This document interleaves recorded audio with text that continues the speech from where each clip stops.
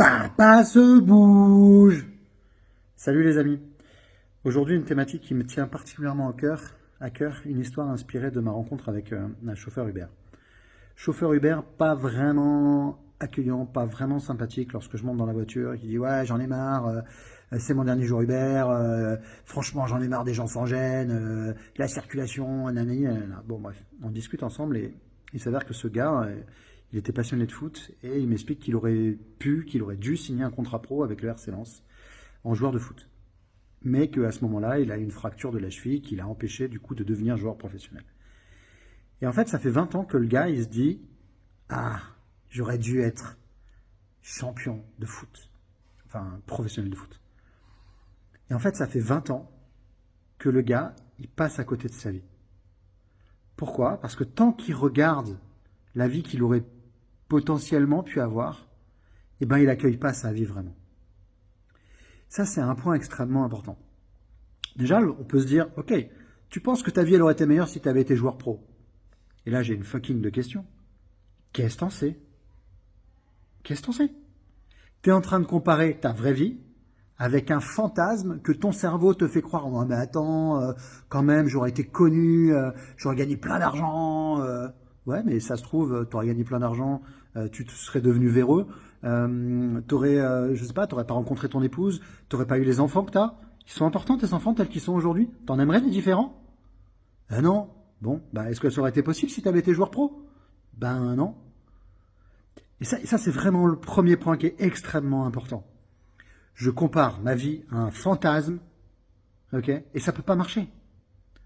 Deuxième point, c'est tant que j'accueille pas la vie que j'ai aujourd'hui et que je me dis que ça aurait été mieux si j'avais fait tel autre choix, si la vie m'avait pas apporté tel truc, ok? Tant que j'accueille pas cette vie-là, je peux pas voir en quoi elle est géniale pour moi. C'est comme si j'étais bloqué, je me dis ah je veux une moto, je veux une moto, je veux une moto, et puis là la vie elle te donne une voiture. Et puis pendant 10 ans, 20 ans, 30 ans, je dis ah je veux une moto, je veux une moto. Et en fait en faisant ça, bah tu regardes pas la voiture que tu as. Et si tu n'accueilles pas la voiture que tu as, bah tu peux pas dire waouh la voiture il fait chaud en hiver, la voiture je suis pas mouillé, je suis protégé, et tous les avantages de la voiture. Ça c'est un point extrêmement important. Tant que je compare ma vie et que je refuse ma vie, je peux pas voir en quoi elle est géniale. Et là, regardez bien, ma vie, elle est forcément géniale parce que Dieu m'aime trop pour me donner une vie qui soit pas sur mesure, en fait. Et la vie que j'ai, elle est sur mesure. Pour me permettre de vivre mes valeurs hautes, pour me permettre de grandir. Il y a 3 besoins fondamentaux à l'être humain, ok?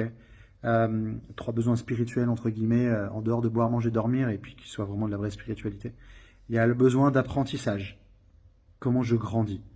Il y a le besoin de contribution. Comment je contribue aux autres, comment je contribue à quelque chose de plus grand que moi. Et le besoin de connexion, comment je suis en lien avec les autres.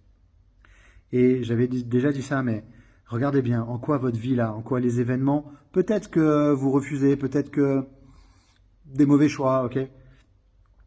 En quoi ça vous permet de grandir, de mieux contribuer ou d'être mieux connecté avec les autres. Et regardez les pépites de votre vie. Est-ce que vous auriez voulu d'autres enfants? Ben, pas sûr. Est-ce que vous auriez...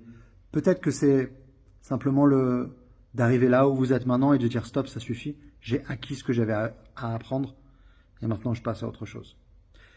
Je reviendrai sur cette thématique les amis parce que c'est vraiment important pour moi, cette idée de si j'accueille pas la vie telle que je l'ai, bah, je peux pas voir en quoi elle est belle. Remarquez bien, ça marche avec les parents, ça marche avec les conjoints, ça marche avec les enfants. Si j'accueille pas mon père, ma mère, tel qu'il est, tel qu'elle est, tel qu'ils sont, pardon, eh ben je peux pas voir en quoi ils sont géniaux, tels qu'ils sont. Je peux voir en quoi ce qu'ils sont m'ont apporté exactement là où j'avais envie. Même si j'aurais préféré que ce soit différent, et je peux continuer à le penser, c'est pas grave. Allez les amis, je vous aime. Vidéo un peu longue aujourd'hui, mais c'était important pour moi. À bientôt les amis, ciao ciao.